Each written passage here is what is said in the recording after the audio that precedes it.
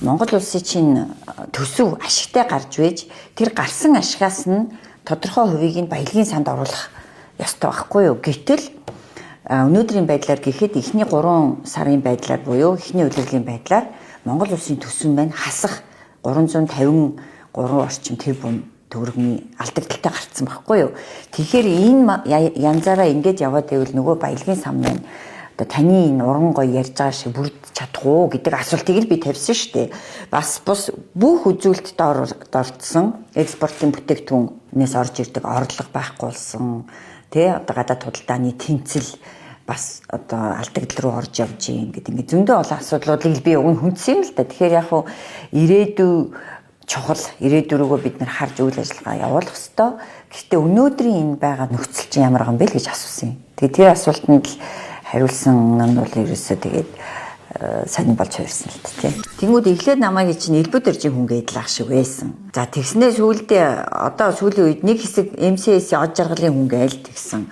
Тэгснээ сүүлдээ баяр цогтын хүн болж хувирж байгаа шиг байна. Тэгэхээр засгийг шүүмжилсэн, засгийн эсрэг үг үйлдэл хийсэн хүн болгоныг нэг хин нэгэн хүнтэл наадаг нэг ийм технологи байдаг юм байна л да. За би одоо баяр цогт гишүүн гэх юм уу, баяр цогт дарга гэх юм уу, би чи нөгөө тийм харьцдаггүй учраас баг юу гэж хэлхийд би сайн мэдэхгүй байгаа юм. Би энэ хүний удирдлагад өмнө нь хизээч байж үзээгүй. За дараа нь ч гэсэн хизээч бит хоёр одоо нэг танхимд ажилдаг ч юм уу, ямар нэгэн тийм хэлхээ холбоо огт байгаагүй. Баяр цогт хийдэг хүн надад үг байгаа гэдэг шүү дээ.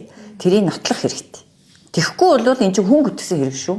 Бүр сайн ярил. Тэгэхээр энэ нь бол үг үжил бодлоо илэрхийлнэ гэдэг чинь ерөөсөө тэр настай огтын холбоо байхгүй. Залуу хүн гэж андуураа тэгээ залуу хүн байлаа ч гэсэн бас хин нэгэн хүний үгээр явж ах хэвээр юм шиг тий нэг тийм буруу айс илэрхийлсэнийг би бол бас буруутгасан. Би бол ард түмний амьдрал хэцүү байна гэдгийг ярьсан. Нэг хоёрт гадаадын хөрөнгө оруулагч нар бэжэж энэ одоо баялагч нь амьдлах байхгүй юу? Ер нь бол Монголын өнөөдрийн нөхцөл байдалд бол гадаадын хөрөнгө оруулалт орох ямар ч боломжгүй болцсон. Монголын энэ хэдэн аж ахуй нэгж эхнээсээ хаалгаа барьчихсан. Тэгээд том аж ахуй нэгжүүдийгээ бас ингээд те бас дарамтлцсан.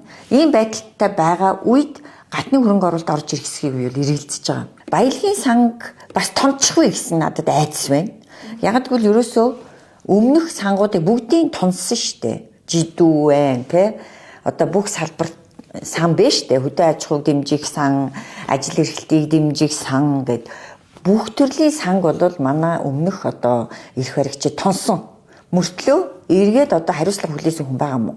Жидүү гээл тэгэхэд чинь баг улсын хурлын гишүүн болгонд 1 тэрбум төгрөг ийм зээл өгсөн байсан шүү дээ. Тэгээ тэрэн дээр хин ямар хариуцлага хүлээсэн. Тэрэн шиг энэ удаад арт түмний нэрийг барьж нэг сан үүсгэчгээд тончих вэ гэсэн айдас бас байна. Өөрөөр бол би баялагын санг огт эсэргүүцээгүй байхгүй юу? Яавч ингээд нэг айлгаад зүрх зоригийг нь мохох гэдэг юм шиг байгаа юм. Дахиад одоо энэ хүнээр одоо засгийн газрын эсрэг үг хэлүүлэхгүй гэсэн ийм зорилгоор гүтгэх, доромжлох, харлуулах ажлыг хийд юм билий. Би тэгж л ойлгосон. Одоо баярмаа гэдэг хүнийг баяр цогт гэдэг нэртэй андуураад байгаа юм бүр тийм байдалд хүрж байгаа байхгүй юу? Тэгээ би гайхаж байгаа байхгүй юу? Би чинь зүгээр нэг парламентын гишүүн хүн байхгүй юу? Уг нь бол тэг яасан гэж одоо надаас ч юм уу ингэж хөтлөө айгаад байгаа юм уу эсвэл би ерөөсөй ойлгохгүй. Би энэ хамтарсан засгийн газрыг дэмжсэн шүү дээ эхлээд бол тий за окей одоо нэгэнд 8 жил ингээд хийх гээд хийж чадахгүй ингээд бүр аргаа барж байгаа юм бол хамаагүй засагт нь ороод туслаад өг. Гэхдээ парламентын чуулган дээр бол одоо олон уралч үзлийг уралдуулъя шүү ерөнхий сайдаа гэж хэлсэн миний одоо үг энэ сошиалаар явж л байх хэвээр одоо үг нь бол тэгээ би тэрэндээ л үнэнч байгаа. Би парламент дээр бол үргэлж үг үзэл бодлоо илэрхийлсээр л ирсэн. Тэгэхээр би бол ердөө нэг хин нэгнээс хамаараал те ингээл өөрчлөгдөөл баялагын сан эсэргүүцэл эсвэл нэг хин нэгний өмнөөс гар хөлн болдог тийм бол огт байхгүй. Яг цаагаараа энэ юу болоод байгааг яг нэг үлээд би бол сайн мэдэхгүй. Одоо бодвол энэ компаниудтай л холбогдсон юм шиг байгаа юм те баяр цогт даргыг. Яг хөө яагаад энэ парламентыг олон гишүүнтэй болгосон бэ гэхээр 76 гишүүнтэй парламент эндүүд авчаа байна гэж тухайн үед үтсэн. Би ч бас тэрийг бол би бас дэмжсэн. Ямарваа нэгэн лоббинд те бас автуулахгүй байх тал дээр давжаа биш гэдгээрээ ач холбогдолтой гэж бодсон. За яг тэгээд бас цагаад тулсан чинь бас нэг үлэхэд бас л хайрцагт юм бэ.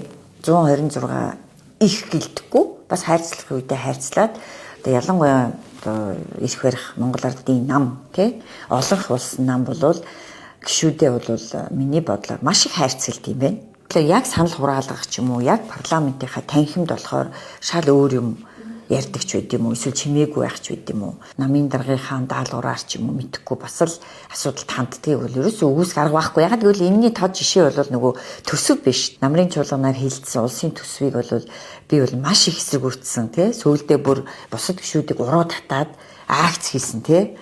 Тэгээд энэ буцаж татаач ээ, энэ амар тэлсэн төсвөө багасгаач ээ гэж санал тавиад ерөөсөө дийлээгүй штэ. Шийдвэр бол бидний эсрэг гарсан штэ. Өөрөөр хэлбэл улсын хурлын гишүүд бол одоо бидний тэр тавьсан төсөв тэлсэн байна гэдгийг зөвшөөрөөгүй гэсэн үг байхгүй юу? Эхний ээлжин тийм шийдвэр гаргацсан штэ. Олонхороо нэгсэндээ. Тэгсэн мөртлөө тэгээ бид нар чи дийлтцсэн байхгүй юу? Парламентт. Гэтэл азар нөгөө улсын ерөнхийлөгч маань хориг тавьсны улмаас асуудал дахиж хилцэх үед яасан гэхээр бүгд дэмжсэн. Төсөвт хэлээгүй болж ийн гэж үзэж бүгд гараа өргөчгөөд ерөнхийлөгчийг оруулж ирэхээр тийм ээ ёстой муухай төсөв байна. Ямар муухай юм бэ гэд дэмжинэ гэдэг үл асар одоо инээдэмтэй явдал болсон.